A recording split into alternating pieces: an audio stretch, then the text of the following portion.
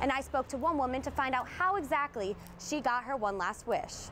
3/4 of the Latino population in Arizona plans on voting for Richard Carmona over Jeff Flake in the upcoming Senate election. And with over 20 new restaurants to choose from, you're bound to find a meal you can enjoy.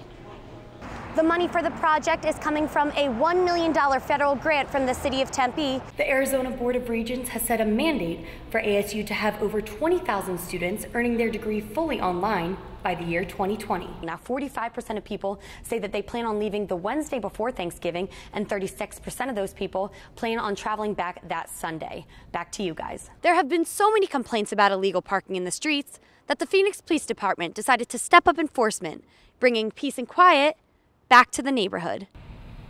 Kyle Rosardi was one of the thousands of ASU students who biked along University Drive to class every day, until I got a ticket for $293 for riding my bike on the wrong side of the sidewalk.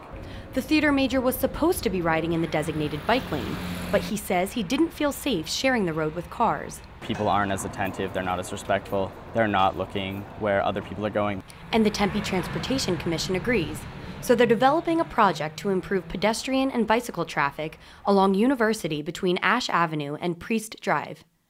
The money for the project is coming from a $1 million federal grant from the city of Tempe in support of alternative modes of transportation. The remodeling of University Drive will make one of the busiest streets in Tempe much more accessible. We're looking at enhanced bike lanes, so increasing the visibility of the bike lanes. We're looking at better crosswalks and better north-south street crossing opportunities. We're looking at Americans with Disabilities Act upgrades.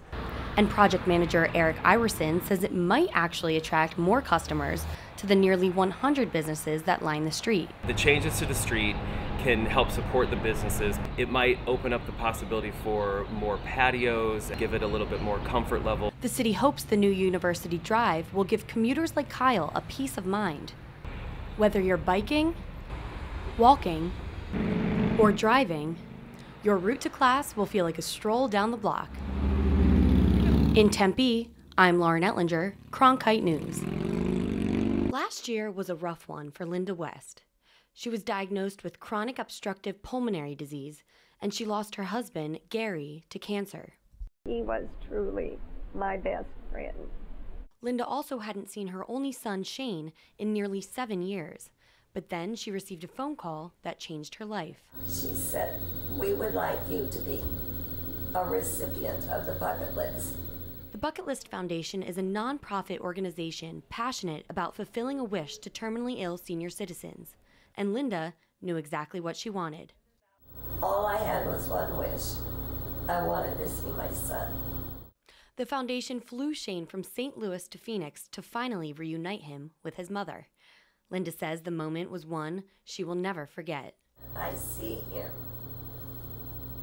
and I'm like, oh my gosh, it's Shane. And that's probably when I started to cry. Since the organization started last year, it has granted wishes to over 20 sick senior citizens in the state of Arizona. And project manager Melanie Harvey says those donations mean a lot more when people want to get involved. We love checks, but we like when that check comes with somebody with a heart who wants to also give into the community. Linda stays thankful for receiving her wish and wants others to feel the same. The bucket list offered me the opportunity to give hope. For she is proof of their motto, living each day to the fullest because tomorrow is not promised.